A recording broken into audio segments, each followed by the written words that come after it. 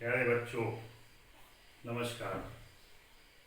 आज हम फिर उपस्थित हुए हैं Mungaoli block online classes class 12th physics के फर्स्ट यूनिट के फर्स्ट चैप्टर स्थिर वैद्युत इलेक्ट्रोस्टैटिक लेक्चर नंबर 5 में आपका स्वागत है। बच्चों, जैसा आपको हमने लेक्चर 3 में पढ़ाया था कूलॉम का नियम, आज हम जो टॉपिक लेकर आए हैं वो है कूलॉम के नियम का सदिश रूप, law of Coulomb in vector form. Question बनता है कि कूलॉम के नियम का सदिश रूप लिखिए। ये क्वेश्चन बोर्ड की एग्जाम की दृष्टि से देखें, जब कभी आता है तो इसको मेरा अनुभव ये है कि टीचर्स और स्टूडेंट बहुत से लोग इस पर ध्यान नहीं देते, लेकिन इम्पोर्टेंट है। जब कभी आता है हमें सारे क्वेश्चन करना है, कंपटीशन का समय है, तो आओ हम आपको लेके चलते हैं कूलॉम के नियम के सदिश रूप पर। सबको कूलॉम का नियम पता है, क्या था बच्चों? F इक्वल टू के Q1 Q2 upon R square. यदि हम बाह्य निर्वात के लिए जाएं तो क्या आ गया था SI पद्धति में?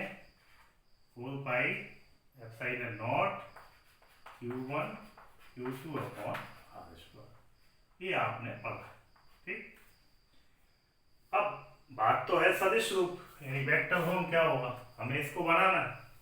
तो एक्चुअली क्या होता है, आपने सदिश पढ़ा हुआ है कक्षा 11 की फिजिक्स में। जैसे चाल और वेग, इसमें अंतर भी था कि चाल क्या थी? सदिश राशि थी। वेग क्या था? सदिश राशि। ऐसी बात यदि अपन करें त्वरण क्या थी? यानी एक्सीलरेशन सदिश राशि थी। तो आखिर मेन डिफरेंस क्या था? ये डिफरेंस भी आपने पढ़ा हुआ है कि right the difference between scalar and vector quantity, यानी सदिश एवं अदिश भौतिक राशियों में अंतर लिखिए। क्लियर? तो सदिश यानी इसमें दिशा हो, मतलब वे भौतिक राशियां जिनमें परिमाण के साथ साथ दिशा भी हो सदिश कहलाती हैं, और जिनमें केवल क्या हो? परिमाण, दिशा नहीं हो। जैसे चाल है, तो चाल और वेग में मेजर अंतर क्या है? वेग एक निश्चित दिशा में तय किया गया विस्थापन होता है समय के साथ, यानी वेग बराबर विस्थापन अपॉन समय अंतराल, और दूरी वो चाल क्या हुई? दूरी बटे समय। ऐसे दूरी और विस्थापन में आपने अंतर पढ़ा कि दूरी क्या थी? अदिश राशि। विस्थापन क्या थी? सदिश राशि। जैसे यहाँ से मान लो आपको पूर्व दिशा में 2 किलोमीटर जाना है, और उसी दिशा से आपको वापस आना है, तो 2 + 2 यानी -2 लग जाएगा, रिटर्न होंगे अपन, तो 0 हो जाता था। लेकिन दूरी आपने 4 किलोमीटर तय की थी, लेकिन विस्थापन क्या हो गया था? 0। तो आपको थोड़ा याद 11th का आ गया होगा। यदि मैं ये कहूँ कि यहाँ पर यदि मैं एक निशान ये लगा दूँ डायरेक्शन का, तो बल फोर्स सदिश राशि है, तो इसका क्या हो जाएगा? एक वेक्टर लग गया। लेकिन ये अभी अधूरा है, बहुत हमेशा के लिए नोट कर लो कि यदि यहाँ पर मैं आर कैप ले लूँ, यूनिट वेक्टर क्या कहलाता है? ये यूनिट वेक्टर, एकक सदिश क्या कहलाता है? एकक सदिश, यानी यूनिट वेक्टर। 11th में ये भी पढ़ा आपने, ए कैप अपॉन होता है ए वेक्टर अपॉन ए। समझ में आ रही बात? A cap equal to A vector upon A, और इसको हम लिखते थे A vector upon mod A, ये भी लिखते थे। समझ में आ रहा? जैसे आई कैप है, आई वेक्टर अपॉन आई हो जाएगा, या मॉड आई हो जाएगा। ये आपने 11th में पढ़ा है। तो यहाँ पर जो अपन क्या ले रहे हैं, जैसे मान लो 2 परिमाण के आपने आवेश लिए थे Q1 और Q2, उनके बीच की दूरी क्या ली? R ले ली। तो इनके बीच लगने वाला या आकर्षण या प्रतिकर्षण का बल, ये आपने इस लॉ में पढ़ा हुआ था, इसके पहले जो लेक्चर था। अब यदि बात करें ये दोनों बल, दोनों जो चार्ज हैं, दोनों आवेश हैं, कैसे हैं? समान है, प्लस प्लस है या माइनस माइनस है। तो क्या होगा इस कंडीशन में? Q1 Q2 > 0, यानी इनके बीच कौन सा बल लगेगा? प्रतिकर्षण का बल। लेकिन यदि ये असमान है, तो फिर आपका आएगा Q1 Q2 लेस देन 0। जैसे -3 कूलम +3 कूलम कितना आ जाएगा -9 कूलम यानी लेस देन 0। अब मान लो -3 भी है तो भी उनका मल्टीप्लाई 9 कूलम हो जाएगा। +3 कूलम के चार्ज है तो भी क्या आ जाएगा 9 कूलम। तो यदि दोनों समान हैं तो Q1 Q2 ग्रेटर देन 0, लेकिन यदि विपरीत है तो क्या आएगा Q1 Q2 लेस देन 0। अब बात आती है अपन वेक्टर फॉर्म का। सपोज करो ये समान परिमाण के आवेश हैं। अब ये Q1 है, यहाँ ये Q2 हो गया। अब यहाँ इस तरफ ये बल लगाएगा Q2, किस पर लगाएगा Q1 पर, तो इसको लिखते हैं F12। और ये कहाँ लगाएगा, यहाँ लगाएगा, तो इसको बोलते हैं F21। मैं पूरा एक स्टेप से समझना, देखो टाइम लगेगा, एक एक स्टेप क्लियर करता जा रहा हूँ। उसके बाद भी आपको डाउट लग रहा है तो आप उसका डाउट जो भी निकलता है आप चैट बॉक्स में कमेंट कर सकते हैं, ठीक। तो नेक्स्ट लेक्चर में इसको हम दूर करा देंगे। तो F12, अब इसको पढ़ने का तरीका समझो। F1 यानी जो पहला आवेश है उस पर दूसरे आवेश के द्वारा लगने वाला बल, उसको पढ़ेंगे F12। यानी जो पास में है, ट्रिक समझो आप, तो उस पर बल लग रहा है, किसके द्वारा लग रहा है, जो दूर है उसके द्वारा, यानी सेकंड चार्ज के द्वारा फर्स्ट पर बल लग रहा है, तो इसको लिखेंगे F12। इसी तरह से यहाँ किसके द्वारा लग रहा है, फर्स्ट के द्वारा फर्स्ट के द्वारा किस पर लग रहा है, सेकंड पर लग रहा है, जो पास में है उस पर बल लगेगा, तो इस तरफ बल लगेगा, तो ये कौन सा हो गया, F21 हो गया। अब देखो इसको यदि अपन ये कन्वर्ट करें, इसमें भी हम आपको ये बताना चाह रहे हैं, आप चाहें तो इसको यहाँ से कर सकते हैं, आप चाहें तो इसको यहाँ भी कर सकते हैं 1/4πε0। यदि ये नहीं भी लिखना है तो भी चलेगा, आप के लेके पूरे डेरिवेशन को कर सकते हैं। अब यदि अपनी हैबिट में है, आगे न्यूमेरिकल भी इससे 9 × 10⁹ लिखेंगे, उससे करना है। या मान लो आपने आगे चल के जो भी डेरिवेशन है उसको हम इसमें ही लेके चलेंगे, तो ये हैबिट भी पड़ेगी, तो अपन चाहें तो इसको यूज कर सकते हैं, ठीक। अब इसको मान लें अपन लेके चलते हैं, मैंने पहले कह दिया आप इससे भी कर सकते थे। अब जैसे इसको बदलना है, मान लो अब इस Q2 आवेश के द्वारा जो Q1 पर फोर्स लग रहा है, मान लो अपन यहाँ लिखते हैं F12, तो ये आपका कितना आ जाएगा 1/4πε0 Q1 Q2 अपॉन R²। ये क्या आ जाएगा R। अब यहाँ पर देखना, जैसे ये 12 है तो यहाँ 21 लेना है अपन, क्यों लेना है, क्योंकि इसका जो डायरेक्शन होगा Q1 से Q2, ये कितना आ जाएगा R2 और 1, ये ले रहे हैं 12, तो ये हो जाएगा R21। समझ में आ रही बात कि नहीं आ रही, बोलो। जैसे आपने ये 12 लिया तो यहाँ क्या आ जाएगा 21 आ जाएगा। इसी तरह से यदि अपन 21 लेते हैं तो यहाँ क्या आ जाएगा Q1 Q2 upon R², R12, ये हो जाएगा आपका कैप। बिल्कुल एक आपका यदि तैयार है तो मुझे नहीं लगता कि फिर आपके दूसरे में आपको प्रॉब्लम होगी। जैसे अब जैसे R21 हो गया, यहाँ क्या आ जाएगा F1, इसका डायरेक्शन क्या हो गया, ये आ गया, इसका डायरेक्शन क्या आ गया F21 का, ये आ गया इधर। क्लियर, क्लियर हुआ कि नहीं। अब देखो आप क्लियर हुआ। अब अपने लिए वो लेना है, जैसे आपको अभी हमने ये लिखा था ए कैप होता है A वेक्टर अपॉन A या A vector upon mod A। तो यहाँ जैसे आप R21, इसकी वैल्यू क्या होगी R21 वेक्टर अपॉन R21, और यहाँ क्या आ जाएगी R12 वेक्टर, ये हो जाएगा R12 अपॉन R12। क्लियर हो रहा है। अब इसको यदि अपन बात करें, एक्चुअली में जो R12 या R21 है, ये किसके इक्वल है R के या मॉड R के। इसको वेक्टर ले, या तो अपन ये लिख सकते हैं या ये हो जाएगा, क्यों, ये बीच की दूरी है दोनों आवेशों की। या इसको इससे भी अपन डिनोट कर सकते हैं या इससे भी ले सकते हैं। तो इसकी जगह क्या लिख सकते हैं यहाँ पर इसकी जगह क्या लिख सकते हैं, आर ले सकते हैं। तो ये हो जाएगा आपका अगले स्टेप में यदि अपन देखें तो ये आ जाएगा आपका कितना, R21 vector upon R cube. समझ में आ रही बात, क्या आ जाएगा, देखो इसको हटा दूं मैं, ये भी यहाँ से ये खत्म कर दो।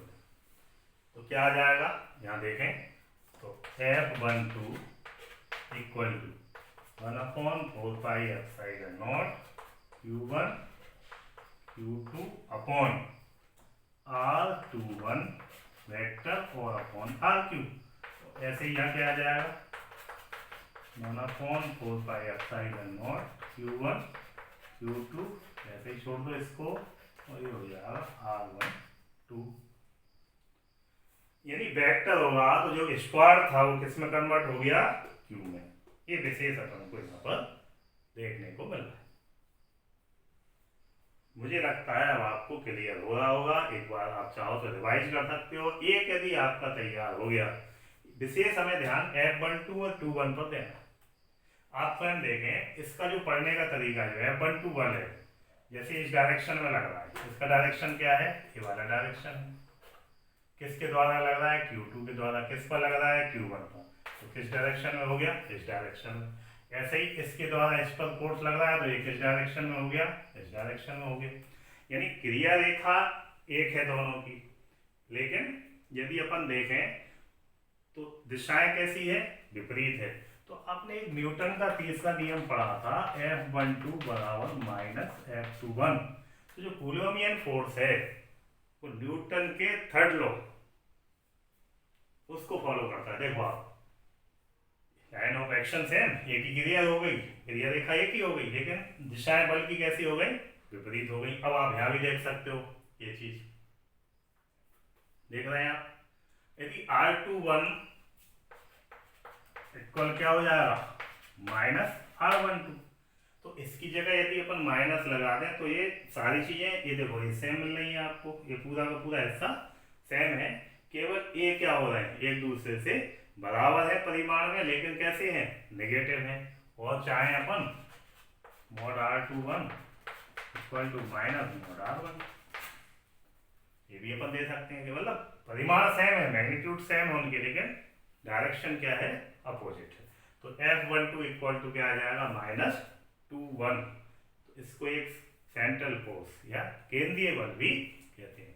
तो जो कूलोम्बियन फोर्स है या कूलोम का बल है वो केंद्रीय बल कहलाता है। ये ओटी का क्वेश्चन है, इसको भी आप नोट कर लेना। ओटी लेवल के क्वेश्चन में आता है कूलोम फोर्स है, मल्टीपल क्वेश्चन में वो कई तरह के आपको आंसर दे सकता है। क्लियर होगा। अब यदि बात अपन करें इसी को, अगर वो ये पूछता कि स्थिति सदिश के रूप में, यानी पोजीशन वेक्टर, पोजीशन वेक्टर के फॉर्म में यदि हमें कूलोम का नियम करना है, ये भी वो दे सकता है। तो फिर आपको थोड़ा सा और हम इसमें डीपली ले चलते हैं। देखो इसको यहां से रफ करते हैं। अब आप एक डायग्राम की और आवश्यकता होगी।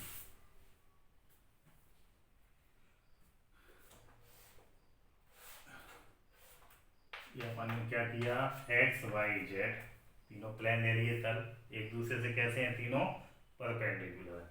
इस प्लेन पर ये ओरिजिन ले ली वो, और यहाँ कोई दो पॉइंट ले लिए। सपोज करो एक को हमने ए ले लिया और दूसरे को ए बी ले लिया। ए पॉइंट पर क्या है, Q1 चार्ज रखा हुआ है, इस पर कौन सा चार्ज है, एक Q2 चार्ज रखा हुआ है इस पॉइंट पर। समझ लें ना।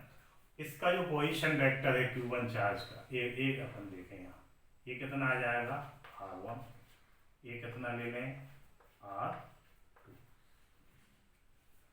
अब जो मैंने यहाँ समझाया था उसको समझ लेना गहराई से, इसी को बदल देंगे हम, नया कुछ नहीं करना। आपको एक टेंशन लग रहा होगा, धीरे धीरे हम जो 4 लेक्चर पढ़े हैं तो ये लेक्चर हो सकता है एकदम से टफ लग रहा हो, जबकि ऐसा नहीं है। अब 1-2 बार रिवाइज करेंगे, टेक्निक पकड़ेंगे, तब ये बहुत ईजी लगेगा। आप रटने की कोशिश करेंगे तो ये कठिन होगा, क्योंकि पूरा मैथमेटिकल कंसेप्ट है।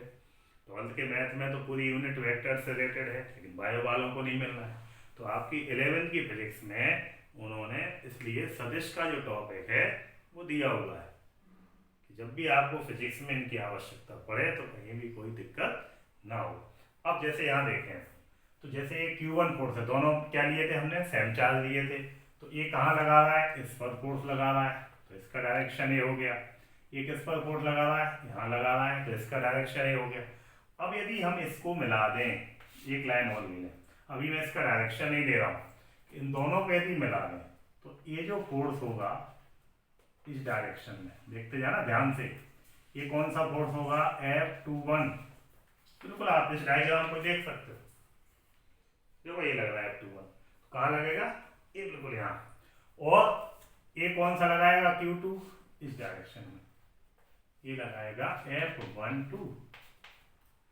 इसके द्वारा इस पर फोर्स होगा, इसके द्वारा Q2 चार्ज के द्वारा Q1 पर फोर्स होगा, तो उसको क्या लिख रहे हैं हम, F12। डायरेक्शन देखो अपोजिट हो गए आपके। अब मैं इसको देखता हूँ, इसके अनुदिश लग रहा है इसकी दिया रेखा के, तो इसकी जो लाइन है Q1 से Q2, तो क्या आ जाएगा, ये यहाँ देखें अपन, तो ये आ जाएगा R21। इसका डायरेक्शन ये हो गया, और इसका डायरेक्शन क्या आ जाएगा, ये डायरेक्शन देखें अपन, तो ये आ जाएगा R1। ये क्लियर आपको होना चाहिए कि यदि मान लो इस वाले के लिए देखें तो ये देखते हैं R21 अपन को निकालना है तो R1 माइनस R2 निकल आएगा, इसको देखेंगे R12 तो R2 माइनस R1 आ जाएगा। तो ये चीज अभी आपको हम क्लियर करते हैं, इसी में हमें वैल्यू रखना है, इसको हम रफ करते हैं। थोड़ा सा जब तक आप रिवाइज कर लें, मैं रफ कर रहा हूँ, और जैसे ही आप रिवाइज करते हैं तो ये जो हम आपको स्थिति सदिश के रूप में कूलॉम का नियम बता रहे हैं बहुत इजी लगेगा। मैंने देखो इसको छोड़ दिया है, ये आप देख रहे हो, बस इसी की वैल्यू हमें यहाँ पर पुटअप करना है वेक्टर फॉर्म में। इसको मैं दो तरीके से आपको निकलवा दूंगा।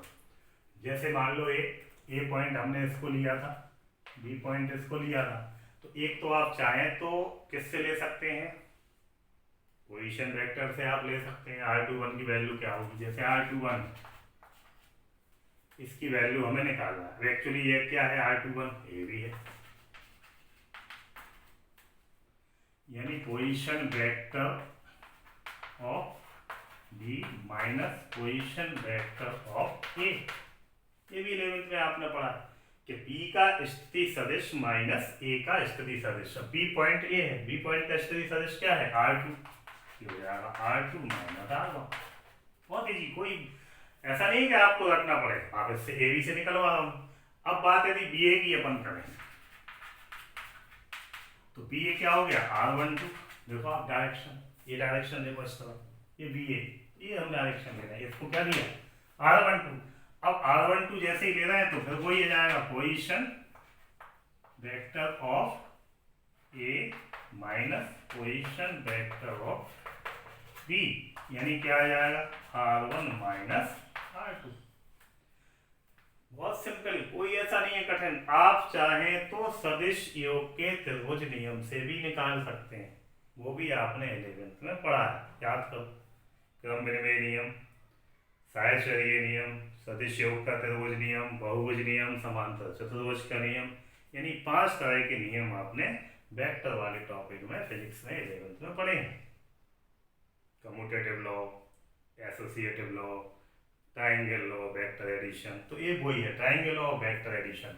चाहो तो आप इसका भी यूज कर सकते हैं। देखो ये क्या है R1, इस पॉइंट को हमने लिया है A, इसको लिया है B, ये क्या हो गया R2। अब मान लो हमें निकालना है R21, तो इसका डायरेक्शन हम ये देंगे, तो आपने ट्राइंगल लॉ में क्या पढ़ा है, दोनों जो सेम डायरेक्शन में होंगे उनका जो सम होगा वो उनको जो मिलाने वाली लाइन है एक ही डायरेक्शन में होंगी, जो दोनों लाइन दोनों भुजाएं होंगी, तो जो अपोजिट डायरेक्शन में थर्ड होगी उनके वेक्टर सम के इक्वल होगा। ये आपने कहाँ पढ़ा, 11th के ट्राइंगल लॉ में, यानी R1 plus R21 equal to R2। हमें R21 की आवश्यकता है तो ये हो जाएगा R2 माइनस R1। आप चाहें तो यहाँ ट्राइंगल लॉ से भी निकाल सकते हैं। अब मान लो हमें R12 की आवश्यकता है तो इसका डायरेक्शन ये बदल देंगे अपन। क्लियर? ये क्लियर हुआ कि नहीं? तो हम दूसरा समझा दें इसी में। तो इसको देखो, इसको रब कर रहा हूँ मैं। अब यहाँ लिख दें R12। अब ये डायरेक्शन चेंज हो गया, 12 इस डायरेक्शन में, देखो आप ये। क्लियर? तो अब R12 देखें तो R2 plus R12 equal to R1। तो R12 इक्वल टू, इसको उधर ले गए, R1 माइनस R2, ऐसे निकला है। तो दो तरीके से हम निकाल सकते हैं। किसी को ये बहुत सिंपल लग सकता है, अपोजिशन वेक्टर जो ये तरीका है कि जैसे ए बी जो बाद में आता है उसको पहले लिखते हैं। जैसे ए बी है, अब ए बी का डायरेक्शन ये हो गया, ये क्या लिया हमने R21।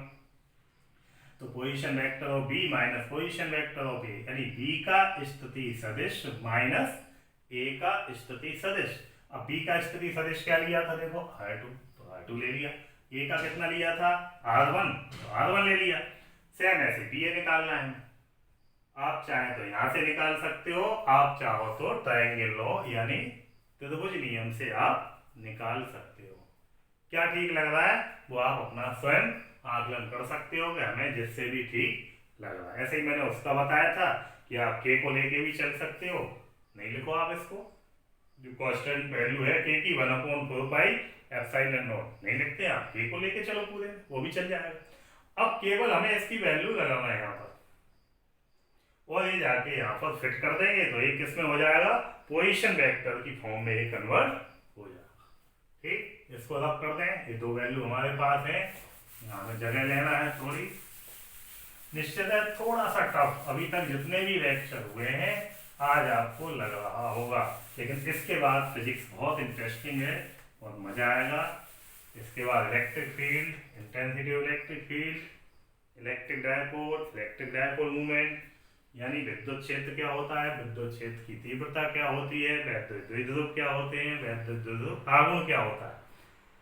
फिर किसी वैद्युत द्विध्रुव को किसी एक समान विद्युत क्षेत्र में रखने पर उस पर लगने वाले प्रत्यानयन बल का आघूर्ण दिया गया कार्य स्थितिज ऊर्जा, ये टॉपिक अपन पढ़ेंगे। फिर आपकी गॉसेस थ्योरम है, एक्सियल और ब्रॉडसाइड पोजीशन है, थोड़ा सा टॉपिक और है, तब जाके फर्स्ट चैप्टर आपका कंप्लीट होगा। अभी शुरुआत है, अप एंड डाउन अभी कंडीशन आपको लग रही है। तो दो वैल्यूज हमें मिल गई, एक वैल्यू ए मिल गई और एक वैल्यू आपको ए मिल गई। अब आपका F12 कितना था, इसको देखें अपन। तो F12 इसमें देखो वैल्यू रखें अपन, तो 4 pi epsilon not Q1 Q2 upon R3, और ये क्या था R21 कैप। एक बार हमने इसको हल किया। अब देखना, एक फिट करूंगा दूसरा अपने आप सीख जाओ। R21 एक्चुअली कितना निकला है, R1 माइनस R2। तो यहाँ क्या आ जाएगा, R1 minus R2, R12 R1 minus R2। अब हमें RQ की आवश्यकता है, तो RQ हम देखें तो मान लो ये RQ को मॉड RQ ऐसा ले लें, तो ये क्या हो जाएगा, वही की वही वैल्यू आप रख दो, कितना आ जाएगा, यही देखें हम, तो R1 माइनस R2 और क्या आ जाएगा बोलो, इसका Q, या ऐसा भी हम यहाँ ले सकते हैं। ठीक, अब इनकी केवल यहाँ पर वैल्यू आपको रखना है, तो 1/4 pi epsilon not Q1 Q2 और इनटू क्या आ जाएगा R1 माइनस R2 और अपॉन R1 माइनस R2 का हो जाएगा Q। क्लियर हुआ कि नहीं हुआ, जल्दी बोलें आप। इसको भी हम यहाँ पर ऐसा लिख सकते हैं। ये आपका फाइनल फॉर्मूला हो गया पोजीशन वेक्टर की फॉर्म में। फाइनल फॉर्मूला हुआ कि नहीं बोलो। अब यदि मान लो हमें F21 की आवश्यकता है, क्लियर हुआ, तो इसी को मैं यहीं पर क्लियर करूंगा, आपको अलग से नहीं जाना। यदि ये क्लियर हुआ है तो आप बताओ, हो गया ना। तो अब जैसे ही अपन ने यहाँ तक कर लिया इसको, इसकी वैल्यू पुटअप कर दी, अब हमें निकालना है F21 पूरे उसमें। आप डेरिवेशन में जो मैथमेटिकल लिखा हुआ है कंसेप्ट, 1 की जगह 2 और 2 की जगह 1 करना, ये कंप्लीट हो जाएगा। एक्स्ट्रा कुछ नहीं करना, एक निकालो दूसरा अपने आप पाओ। देखो करता जा रहा हूँ, आप ध्यान से देखते जाना। F21 यहाँ क्या आ गया, 1 2 था तो ये 1 की जगह 2, 2 की जगह 1 करना है, देखो 1 2 तो ये 2 1, 1 की जगह 2, 2 की जगह 1, ये हो जाएगा आपका 2 1, ये 2, ये हो गया 1, ये 2, ये आ गया 2। मैं चाहता इसको रफ करके भी बना देता, फिर आप पर एक्स्ट्रा लोड आता दिमाग पर। सबसे अच्छा क्या है, एक मिल गया दूसरा फ्री करो। इस तरह से आप करते चले जाओ। जैसे मैंने फर्स्ट लेक्चर में ही कहा था कि गॉस की थ्योरम तक का जितना भी पार्ट है, जैसे ही हम थर्ड यूनिट में मैग्नेट पढ़ेंगे, चुंबक पढ़ोगे, तो उतना का उतना पूरा टॉपिक में फिट करा दूंगा आपको मैग्नेट से। जैसे आप याद करो, कूलॉम का लॉ कराया था मैंने 11 का, ग्रेविटेशनल लॉ यानी गुरुत्वाकर्षण नियम पहले पढ़ाया, उससे उसको कनेक्ट किया था। ठीक, तो इस तरह से यदि आपको ठीक लग रहा है तो केवल हमें एक तैयार करना है, दूसरा अपने आप हो जाएगा। आज इस तरह से पूरा कूलॉम के नियम को सदिश रूप में हम कैसे लिखते हैं, यानी वेक्टर फॉर्म में कूलॉम्स लॉ को कैसे ले रहे हैं, और पोजीशन वेक्टर के फॉर्म में यानी स्थिति सदिश रूप में कूलॉम के नियम को कैसा ले रहे हैं। निश्चित ही थोड़ा सा टफ लेक्चर है आज का, लेकिन बोर्ड एग्जाम में कभी कभी ये पूछा जाता है, तो हमें इसको हल्के में नहीं लेना। यदि फिर भी आपको डाउट लग रहा है तो आप उसको कमेंट बॉक्स में जाकर कमेंट दे सकते हैं। नेक्स्ट लेक्चर में इसको भी शुरू में बता दूंगा। Thank you.